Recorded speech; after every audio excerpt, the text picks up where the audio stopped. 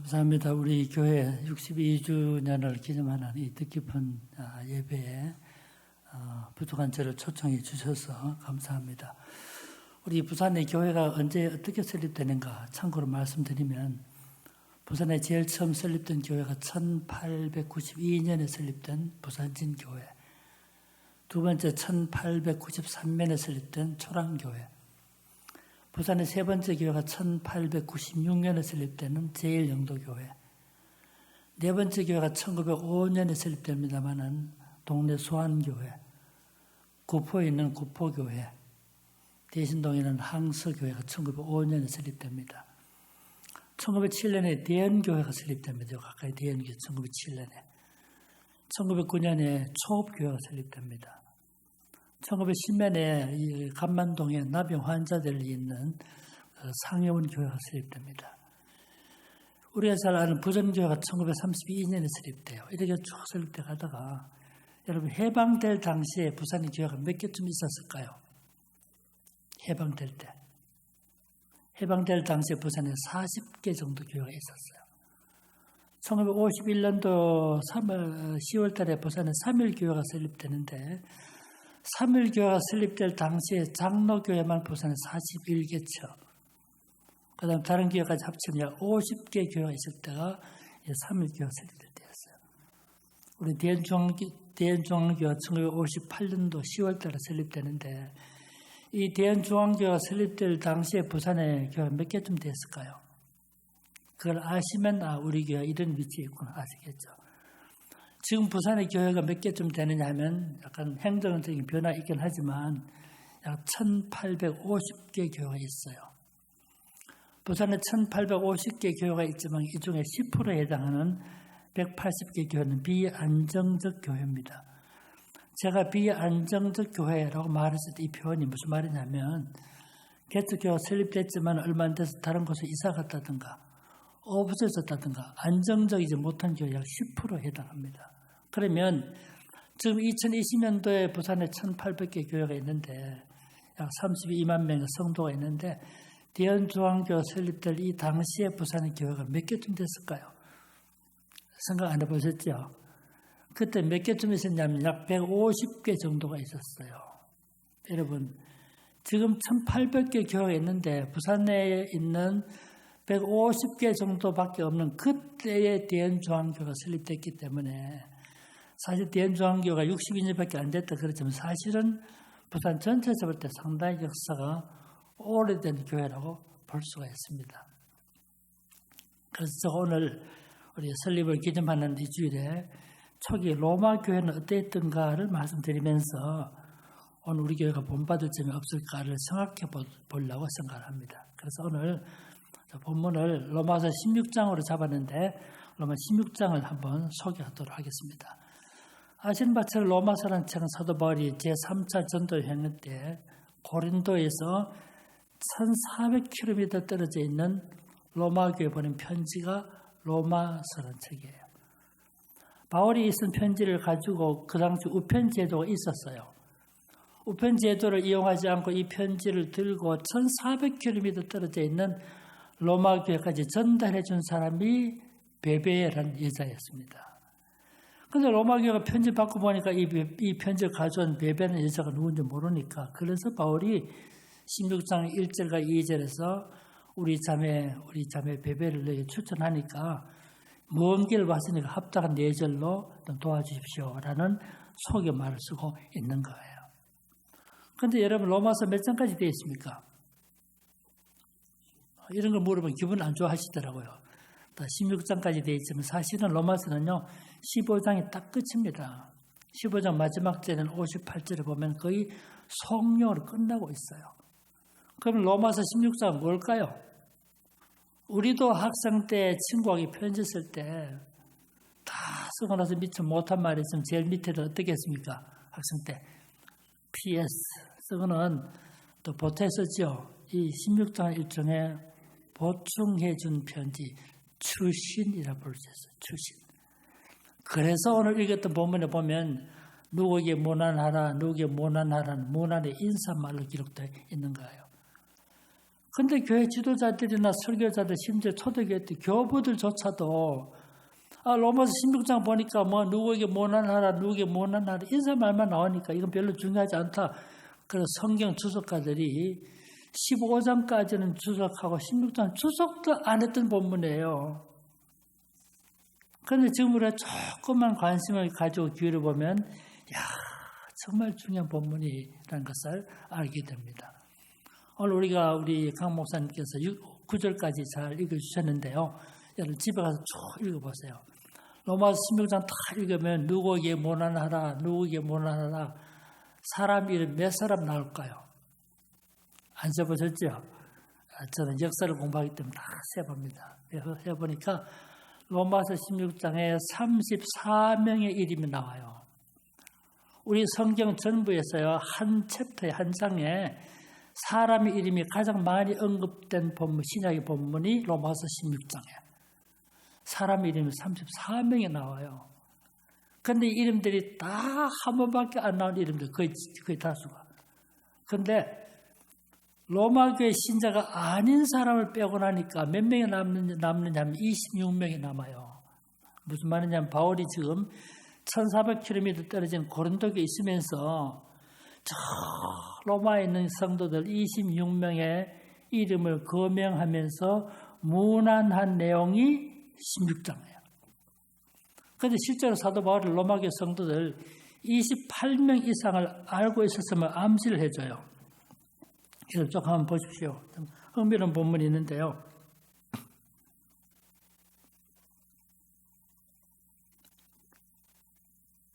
예컨대 13절을 한번 보십시오. 주 안에서 택하심을 입은 루포와 그다음 뭐라고요? 그의 어머니에게 모나라. 어머니 이름은 말 안 했지만은 루포와 그 어머니도 알고 있다는 뜻이죠. 15절 보십시오. 빌레로가와 율리아와 또 네레오와 그의 자매와 네레오도 알고 그 자매도 알고 있지만은 이름만 말하고 있지 않을 따름이에요. 그러니까 사도 바울은 한 번도 안 가본 교회인데 로마교회 성도 몇 명을 알고 있어요. 적어도 28명 이상을 알고 있었다는 거죠. 그 성도들의 이름 명단이 우리에게 주어져 있어요. 이야, 얼마나 소중한 자료입니까? 1958년 10월 달에 대한중앙교 설립될 때 그때 그 모임에 참석했던 사람들의 명단에 남아 있잖아요. 그 명단을 보면 야, 우리 대한중앙교가 범일동 시장에서 제재업을 장사하는 이 박 집사님, 야, 대연당 와서 살고 있던 이덕기 장로님, 집사님, 이런 분들 명단에 남아 있으니까 우리 교회가 어떤 사람들로부터 출발한지를 알 수가 있는 거죠. 그런데 여러분 2000년 전에 우리에게 로마교에 출석하던 성도 28명, 26명의 이름이 남아있어요. 정말 중요한 정보입니다. 우리나라 최초 교회가 1883년 황해도 장년군 대구면 송천리에 설립된 송천교회입니다.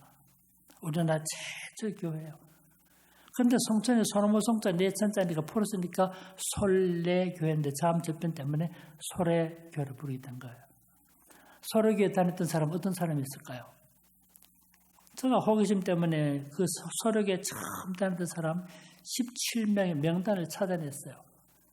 이야, 중요한 사실을 알게 됐어요.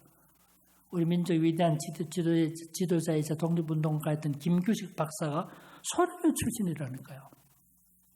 소래교회가 1883년에 설립되는데 김규식 박사가 1980년생이니까 김규식 나이가 3살 때 소래교회부터 다녔던 사람이에요. 서울에 가면 서울여자대학교가 있는데 서울여자대학교를 설립한 고한경 박사 할아버지 고하균 씨가 소래교회 출신 아닙니까? 우리나라 최초의 목사가 되는 서경조 목사 소래교회 출신이에요. 여러분 150년 전에 우리나라 최초의 교회에 다녔던 사람 명단만 찾아내도 이렇게 소중한 정보를 주고 있는데 우리 앞에는 2000년 전에 로마교회에 다녔던 성도 26명의 명단이 나타낸 거예요. 여러분 사진은 소중한 자료입니다. 교회에서 특별 행사할 때 사진 찍지요. 그때는 별까지는 세월이 지나가면 중요한 정보가 돼요. 나중에 나는 2020년도 대연중앙교 다니던 성도 얼굴이 사진 남아있으면 요거 가지고 이때 이 사람이 이 교회 다니구나 아는 거 아니겠어요. 근데 로마교회 다녔던 26명 명단을 가지고 많이 분석을 해보니까 로마교회가 이런 교회였구나 알게 된 거예요. 제가 세 가지로 나눠보겠는데요. 지금은 사람 만나면 저 사람이 남자인가 여자인가, 마스크를 쓰고 있으니까 어떤 마스크를 끼고 있는가, 머리 딱 들어옵니다. 저 사람 붉은색, 검은색 마스크를 썼구나 딱 들어와요. 그런데 성경에 기록된 이 당시에는 모든 사람을 세 가지로 판단을 했어요. 갈라디아 3장 26절에서 28절 문맥에 보면 우리가 그리스도 안에 하나이다라고 말할 때 그냥 하나이다 말하지 않고 유대인이든 헬라인이든 종이든 자유인을 자주자 잘 번역했는데 종이든 자유인이든 남자이든 여자이든 구별이 없느니라. 왜 갈라디아 3장 28절에서 그냥 하나이다 말하지 않고 그렇게 나눠서 말했을까요? 그게 그 당시에 사람을 구분하는 기준이었어요. 그래서 그 세 가지 기준을 가지고 로마서 16장 한번 따져봅시다. 먼저 인종적으로 유대인인가 이방인인가 살펴봅시다. 여러분 7절 한번 주세요. 7절. 사도 바울이 7절 뭘 합니까? 내 친척이요 나와 함께 갇혔던 안드로니가와 유니아기 모난하라. 그렇게 말하고 있죠. 친척이라 말은 친족을 번역될 수 있어요. 그러면 여러분 7절에서 말하는 안드로니가와 유니아가 유대인이란 뜻이에요. 바울이 유대니까. 11절 보세요. 내 친척 헤로디온이 모나나 유대인이라는 뜻입니다. 대표된 유대인이 3절이 나옵니다. 3절에 보십시오. 너희는 그리스도 예수 안에서 나의 동역자들인 브리스가와 아골라에게 모나. 브리스가와 아골라 부부입니다. 부부 이름이 성경에 몇 번 나오니까 제가 조사해봤더니 6번 나와요. 그런데 4번은 부인의 이름이 앞에 나오고 2번은 남편의 이름이 앞에 나와요. 부인이 남편보다 더 빈번하게 앞자리에 나온다는 말은 부인이 더 적극적으로 하나님의 교회 봉사했으면 알 수가 있어요. 그런데 이분이 대표적인 유대인 아닙니까? 이렇게 따져봤더니 로마교회 26명 가운데 여러분 유대인이 몇 명입니까? 5명이었어. 나머지 이방인. 유대인 5명과 21명의 이방인들로 구성된 교회가 로마교회였어요. 이야, 정말 중요한 걸 알게 됐어요. 로마교회 어떤 교회입니까? 유대인과 이방인이 섞여 있는 혼재된 공동체였음을 알 수 있는 거죠. 문제는 이것이 무슨 뜻이 있을까요? 이게 중요합니다. 이 당시로 돌아가 보면 유대인과 이방인은 절대로 한 자리에 앉지 않습니다. 유대인, 이방인은 완전히 무시합니다. 유대인에게 하나님이 왜 이방인을 만들었습니까? 뭐라고 말하냐면 하나님께서 이방인을 만드신 이유는 지옥불의 연료로 사용하기 위해서 만들었다. 우리가 잘 아는 탈무드라는 책 있잖아요. 탈무드 책에 보면 이런 이야기 나와요. 왜 하나님이 이방인도 유대인처럼 우리처럼 이렇게 얼굴 모습을 만들었습니까? 뭐라고 써있냐 하면 우리 유대인들이 이방인을 부려먹을 때 기분 상하지 않게 하기 위해서다. 그렇게 되어 있어요. 성경 흔적이 많이 남아있던 유대인과 이방인 절대로 한 자리에 앉지 않습니다. 한 음식도 안 먹어요. 한 테이블에 앉지 않습니다. 그런 시대인데 로마교회 보니까 어떻습니까? 유대인과 이방인이 함께 섞여 있는 혼재된 공동체였음을 보여주고 있는 거예요. 로마교회는 사람이 만든 민족과 종족의 장벽을 헐어버리고 유대인이든 이방이든 한 믿음의 형제로 함께 주님을 섬기는 공동체였음을 보여주고 있는 거예요. 두 번째, 사회적 신분의 문제를 따져봅시다. 이 16장에 기록된 이름을 보면 이 사람이 노예인지 이 사람이 자유인인지 대강 알 수가 있어요. 그 당시에 노예 제도가 있었잖아요. 한번 봅시다. 먼저 한번 따져봅시다. 이름 앞에 그 사람이 노예인지 자유인지 이름이 없습니다. 그런데도 이름 보면 대강 알 수 있는 거죠. 한번 예를 들어 봅시다. 우리 신약성경에 보면 노예 이름 한 사람 나와요. 한 사람 나옵니다. 혹시 기억나세요? 노예 이름? 누구죠? 다 아시지만 또 기분이 별로 안 좋으시니까 대답 안 하시는 것 같은데 누굽니까? 오네시모죠. 빌레몬스 오네시모. 대표적 노예 이름이에요. 오네시모의 말의 뜻이 무슨 뜻입니까? 좋게 말해서 우리 베네피시되니까 유익한 자 이렇게 번역하는데 실제로 오네시모의 말의 뜻을 솔직히 번역하면 쓸만한 놈 이런 뜻이에요. 쓸만한 놈. 그 당시 노예 이름 중에 제일 흔했던 이름이 오네시모예요. 쓸만한 놈의 뜻이죠. 노예니까.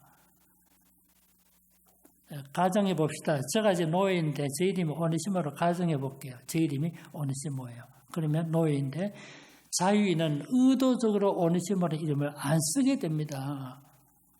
그러다 보니까 세월이 지나면서 노예 이름으로 고정화된 것이 쓸만한 놈, 힘센 놈, 장사 같은 놈, 노예 이름으로 고정화된 거예요. 그러니까 제가 역사를 하는 사람이 공부하다 보니까 이 노예 이름으로 남은 명단이 있어요. 그 명단을 가지고 오늘 성경을 바라보았더니 이 사람은 노예구나, 이 사람은 자유인이구나 제가 알게 된 거예요. 다 말씀 못 들으니까 몇 가지 예문 들어볼게요. 12절 한번 보십시오. 주 안에서 수고한 두루베나와 두루보사에게 모난 이름이 좀 특이하지 않아요? 자매니까 의미만 그 도면이면 다른 거죠. 그 다음에 내 사랑하는 보석이 노예 이름입니다. 이게 이런 식으로 쭉 8절 또 주 안에서 내 사랑하는 암블리아에게 모난 노예 이름이에요. 이런 식으로 제가 다 따져봤더니 로마서 16장 기록된 26명 가운데서 노예가 11명, 자유인이 15명. 이야, 흥미로운 일 아닙니까? 로마교회 성도들이요, 같이 한 자리에 예배드리는 성도가 한데 일부는 거의 절반은 자유인, 절반은 노예였어요. 무슨 뜻이 있을까요? 여러분 그 시대로 돌아가 보면 자유인은 노예와 한 자리에 앉지 않습니다.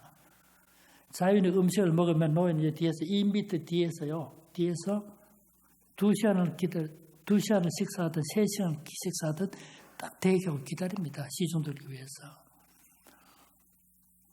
그 당시에 노예가 어떤 대접을 받았던가 여러 가지 자료들이 많이 있는데 제가 다 말씀 못 드립니다. 예컨대 하나만 말씀드리면 세군투스라는 로마 원로원 의원이 있었어요. 자기 밑에 노예가 몇 명 있었나? 400명의 노예가 있었어요. 400명에. 그런데 세군투스가 피살되었어요. 누가 죽인지 모릅니다. 그런데 400명의 노예가 있으면서 주인의 생명을 지켜주지 못했다. 그래서 이 400명 하루마다 죽이며 처형을 시켰어요. 이게 역사책에 나오는 얘기 아닙니까? 그러니까 노예와 자유인이 어떤 대접을 받든 알 수 있어요. 그 유명한 플라톤 같은 사람도 아리스토텔레스도 그랬어요. 노예를 가리켜서 생명이 있는 도구다. 움직이는 물건이다. 노예는 인간이 아닌 물건이었어요. 그러니까 노예가 어떤 대접을 받든지 알 수 있잖아요. 그래서 자유인은 노예와 함께 앉지 않습니다. 상상도 못했어요. 옛날에 우리나라에 양반이 있었는데 우리나라 계급제도 있었는데 양반이 그 당시에 상인, 나쁜 말 쌍놈이라 그러는데 상인하고 여러분 상종했습니까? 한 테이블 앉습니까? 상상도 못했어요. 똑같은 그런 시대 아닙니까? 그런데 로마교회는 유대인과 이방인 함께 썩였을 뿐만 아니라 노예와 자유인이 함께 주님을 섬기는 똑같은 공동체 회원으로 참여하고 있음을 보여주고 있는 거예요. 이야, 로마서 16장 소중한 본문이야. 로마교회는 사람이 만든 간섭의 벽을 타파하고 계급의 벽을 타파하고 노예 자유인이 아무런 차별 없이 주님을 섬기는 변화된 공동체성을 보여주고 있는 거예요. 한 가지 우리나라 예를 들어볼게요. 여러분 우리나라 서울에 가면 성동교회가 있습니다. 성동교회. 그런데 우리나라 제일 처음에 근대병원이 1885년에 설립된 광해원이에요.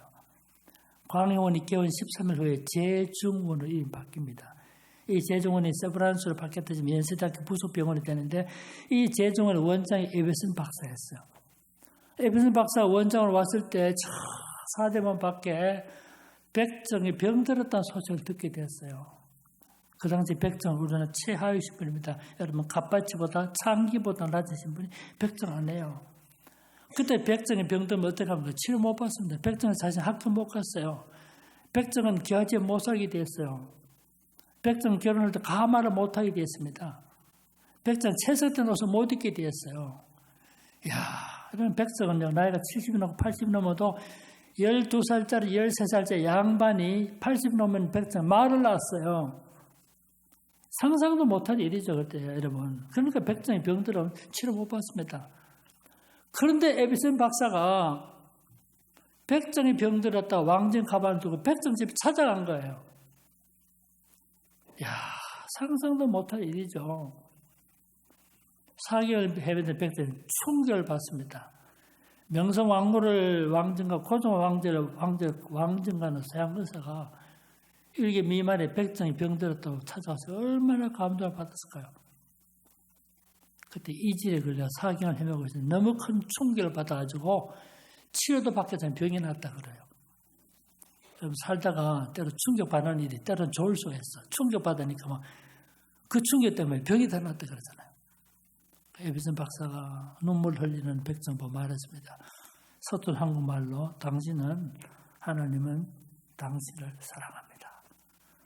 지금은 흔히 할 수 있는 말이지만 그 한마디 말이 백성의 귀에서 떠나지 않았어요. 나를 내 같은 사람도 사랑해 주는 사람이 있습니까? 에비슨 박사 말했습니다. 하나님은 당신도 사랑하지만 당신의 내자 부인이라는 뜻이 당신의 부인도 사랑합니다. 그 말 또 백정 눈물을 흘렸대요. 내가 어쩔 수 없이 백정을 한 생을 살아가지만 백정 아내라는 이유만으로 얼굴 한번 못 뜨고 햇빛 한번 못 보고 살았는데 야, 내 마누라까지 사랑해 주구나. 에비슨 박사 말했습니다. 하나님 당신도 사랑하고 당신의 부인도 사랑하고 당신의 자식까지 사랑해 줍니다. 그 말 듣고 백정이 너무 감격해서 그럼 내 같은 사람도 예수 믿을 수 있습니까? 그래서 에비슨 박사 지금 당신에게서 돌담을 돌아서 2km 정도 가면 곤당골 교회가 나오니까 곤당골 교회를 찾아가시오. 오늘 목요일 날에 금요일, 토요일, 주일 세 밤을 자야 되니까 옆에 소나무 가지 꺾어서 3개 놓고 이거 하룻밤 자고 가지 하나 버리고 두 번 자고 가지 하나 버리고 이 가지 없어지는 날이 교회 가는 날입니다. 무지하니까 그렇게 가르쳐 준 거예요. 그래서 이 백성이 그날 곤당골을 찾아갔습니다. 곤당골 교회를. 그 곤당골 교회가 지금 서울 인사동에 있는 성동교회예요. 그렇게 백성이 그 교회를 찾아가서 짧은 시간에 다 말씀 못 이분이 나중에 그 교회 장로가 되었어요. 그분이 바로 박성춘 장로라는 분인데 박성춘 장로. 우리나라 교회 백정 출신 최초의 장로가 박성춘 장로예요. 에비슨 박사가 이 박성춘 씨 백정 아들 공부도 못한 백정 아들 데려다가 어디에 빠지겠냐면 세브란스 의학 전문학 입학을 시켜줬어요. 지금은 우리나라 대학이 얼마나 많아요. 그때 우리나라 대학 두 군데뿐이에요. 서울에 있는 숭실 전문학교, 서울에 있는 세브란스 의학 전문학교. 양반 자식도 못 갔어요, 그 학교. 그런데 백정의 아들을 데려다가 세브란스 입학을 시켜준 거예요. 1908년에 졸업했습니다. 7명이 졸업한 7명이 1908년 대한제국에 최초 의사 면허를 줬는데 그중 한 사람이 박서양이 백정 박성춘의 아들 아닙니까? 이야, 상상도 할 수 없는 일인데 복음만의 자유를 준 거예요. 그런데 2000년 전에 로마 교회가 어떻습니까? 요즘에 백정과 양반이 함께 한 듯이 노예와 자유인 함께 주님을 섬기는 변화된 공동체를 보여주고 있는 거예요. 세 번째로 우리 성별을 따져봅시다. 이름을 가지고 성을 구분하기 제일 쉽습니다. 여러분 6절 한번 보세요. 6절에 보면 너희를 위하여 많이 수고한 누구라고요? 여자입니까? 남자입니까? 잘하시네요. 이렇게 따져보면요. 그 다음에 7절에 내 친척이 나와 함께 갇혔던 안드로니가와 유니아스로 발음하면 유니아스로 발음하는 것 따라 약간 다를 수 있습니다만 여성으로 보여줍니다. 12절에 조안에서 수고한 두루베나와 두루보스 여성입니다. 같은 12절에 버시 여성이에요. 이렇게 따져봤더니 여자가 8명, 남자가 18명이에요. 조금 성비 차이가 나지만 여성과 남성이 함께 섞여 있는 공동체성을 보여주고 있는 거죠. 지금은 남녀 차별이 없습니다. 그래도 없진 않죠. 우리나라 기독교 처음에 기독교 소개됐을 때는 교회당 건물 어떻게 지었어요? 기역자로 건물 짓지 않았어요. 기역자로. 왜요? 여자와 남자 얼굴 못 보게 하려고. 나중에 정방형 그 직사각형 그 교회당 짓지만 이렇게 담을 쳤잖아요. 담을요. 남자 여자 얼굴 못 보게. 너무 불편하니까 나중에 담을 없으면 뭘 했어요? 커튼을 쳤습니다. 커튼을. 휘장을 쳤습니다. 경상남도에서 교회당 안에 있는 휘장을 제일 처음으로 제거했던 사람이 함안군 대산면 하기교회 전도사였던 김길창 조사였어요. 허락도 안 받고 남녀 구별하는 휘장을 제거한 거예요. 그래서 그게 영수님이 노예 고발을 했어요. 그래서 노예가 모여가지고 김길창을 파직을 시킵니다. 이게 파조사 사건이라고 그래요. 그때 1919년이었어요. 제가 초등학교 농촌에 다닐 때만 하더라도 여러분 좌석이 남반석, 여반석 구분되어 있었어요. 제가 농촌에서 초등학교 졸업하고 대구 가서 중학교 입학했는데 중학교 제일 처음에 주일날 교회 찾아가니까 야 초원에서는 이 좌석도 구분되고 마룻바닥에 젊은 사람 잘 모를 겁니다. 자부동 깔고 예배 드렸는데 대구 가보니까 의자에 앉아서 남녀 섞여 있더라고요. 저는 그때 제일 뒤에 앉아서 회개 기도를 했습니다. 제가 대구 와서 교회를 몰라서 예배 드리러 간 것이 2단 교회를 찾아왔습니다. 난 2단인 줄 알았어요. 그 불과 50년 전 일이고 60년 전 일이 아니었어요. 여러분, 성경이 기록될 당시에 남녀 차별 정말 심했죠. 민주주의가 잘 발전된 영국이라는 나라가요. 영국에서 여성에게 투표권, 참정권 줬을 때 1820년입니다. 딱 100년밖에 안 돼요. 1920년 딱 100년밖에 안 돼요. 미국에서 여성에게 투표권을 줬을 때가 미국 여성의 투표권을 줬을 때가 1928년 100년이 안 됐어요. 2000년 전에 남녀 차별이 정말 심했죠. 저 사례들이 많이 있는데 시간이 없으니까 말씀 못 드렸는데 여러분 남녀 같이 못 앉았어요. 가정의 아버지는 자기 부인과 자식들의 생사 여탈권을 지니고 있었어요. 부인이 아기를 낳죠. 아기를 낳으면 남자는 키우고 여자는 버릴 수가 있어요. 남자도 원하면 버릴 수가 있었어요. 그 생각하면 가슴 아픈 일이죠. 고대 편지가 남아있어요. 자기 부인에게 편지 썼는데 내가 없는 동안 아기를 낳았을 때 남자이면 키우고 여자는 버리시오. 문제 그렇게 나와요. 그런 시대였기 때문에 차별이 얼마나 심했습니까? 그런데 오늘 본문에 보니까 로마교회는 어떻게 합니까? 남자, 여자 관계없이 다 섞여서 주님을 섬기는 공동체인 거예요. 그래서 로마교회가 특별한 교회였어요. 로마서 1장 서두에 보면 제일 처음에 바울이 인사말이 나오고 인사말이 7절까지 나오고 1장 8절에 보면 너희 믿음에 관한 소문이 온 세상에 전파된 것을 인하여 내가 하나님께 감사한다. 그렇게 칭찬했던 교회가 이런 교회였던 거예요. 이제 그러면 분석해봐야 돼. 따져봅시다. 이것이 우리가 어떤 교훈을 주고 있는가. 네 가지 말씀드리고 싶어요. 첫째, 바울이 여러분 1400km 떨어진 교회 편지 쓰면서 몇 명이 문안했어요. 26명 이름을 거명하면서 문안하고 있단 말은 성도들 간의 이 믿음의 교제가 얼마나 소중한지를 보여주고 있어요. 우리 교회처럼 이렇게 큰 교회가 되다 보면 서로 잊고 살기 쉬운데 코로나 때문에 자주 모이지도 못한 여러분 문자 보낼 수 있죠? 카톡 보낼 수 있죠? 한마디 위로의 말이 큰 감동을 줄 수 있어요. 나와 관계가 소원했던 사람에게 한마디 문자로 사과해주고 사랑을 표시해주고 그만 감동을 줄 수 있어요. 그때는 편지 썼지만 우리 작은 마음의 교제가 우리 성도들 하나를 묶을 수 있는 거예요. 아름다운 사랑의 교제를 나누는 우리 복된 교회가 되시기를 바랍니다. 두 번째로는 로마교회 어떤 교회였습니까? 구성원의 다양성이에요.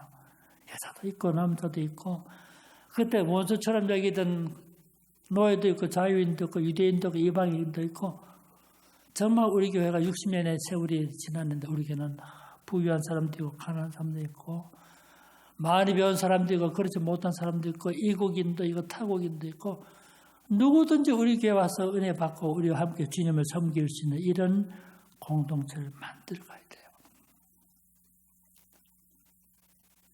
누구든지 우리 대한중앙교회 할 때 다 문이 열려 있어서 심리적인 장벽까지 다 제가 다 설명해주고 함께 주님을 섬기는 이런 교회를 세워가는 성도들 되시기를 바랍니다.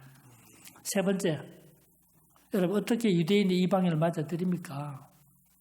어떻게 자유인이 노예 한 자리에 앉을 수 있나요? 어떻게 남성, 여성 함께 주님을 섬길 수 있었을까요? 뭐가 때문에 그렇습니까? 이게 강제입니까? 법입니까? 교육입니까? 뭐 때문에 가능했을까요? 딱 한 가지 이유뿐이에요. 한 가지 이유. 여러분, 복음의 능력 때문에, 십자가의 사랑 때문에, 십자가의 사랑 때문에 이방인을 받아들이고 여성을 맞아들이고 노예를 사랑으로 맞아들이는 이 성령의 역사가 나타난 거예요. 십자가의 사랑, 복음의 능력이 있는 교회가 그것이 하나님 기뻐하는 좋은 교회예요. 우리 가운데 복음의 능력이 충만한 교회를 세워가시는 성도들 되시기를 바랍니다. 마지막 네 번째로 봅시다. 여러분, 오늘 사람 이름이 언급됐는데 사람 이름을 언급할 때마다 바울이 뭐라고 말합니까? 그냥 이름만 말하지 않았어요. 뭐라고 합니까? 그 앞에 항상 그 사람을 칭하는 호칭이 있습니다. 그 중에 제가 특히 주목하고 싶은 말이 복음의 동역자들인 브리스가와 아골락이 무난하라. 얼마나 좋은 일이면 9절에도 그리스도 안에서 우리의 동역자인 우르바노와 나의 사랑하는 수다고에게 무난하라. 좋은 말 중에 복음의 동역자. 오늘 60년의 세월을 지나오면서 오늘 교회 된 것은 교역자들의 수고도 컸고 장로님들의 수고도 컸고 권사님들의 수고도 다 컸지만 이름 없는 수많은 복음의 동역자들의 희생과 헌신과 눈물 뿌려 기도했던 그 헌신이 모아져서 오늘 교회가 된 거예요. 복음의 동역 행위가 있었기 때문에 가능한 겁니다. 주일 일찍 와서 피아노를 반주하고 여러분 찬양대 준비하고 성도들 위해서 음식을 준비하고 주일학교를 위해서 준비하고 신발을 준비하고 찬양을 정비하고 다 각기 달라도 사람 볼 때 다 달라도 이것이 다 주님을 사역을 동역하는 거예요. 소중 의미가 있습니다. 다른 거 다 포기해도 포기할 수 없는 한 가지가 복음의 동역자로 사는 거예요. 교회나 직장이나 다녀보면 우리 저는 학교 오래 있었는데 대학 사회도 보면 총장이니 부총장이니 무슨 과장이 다 임시로 좀 도움되지만 지나고 보면 잠시 입고 있다가 벗어놓는 옷가지 같은 거예요. 세상에 보던 타이틀은 잠시 입고 있다가 벗어놓는 옷가지 같은 거예요.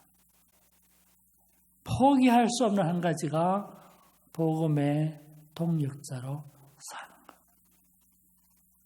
다 포기하더라도 이 땅에 사는 날까지 복음의 대적자로 살지 말고 복음의 방관자로 살지 말고 복음의 동역자로 살아가셔서 하나님의 큰 영광을 돌리는 축복된 사는 삶을 사시는 우리 모든 성도들 되시기를 주의 이름으로 축원합니다.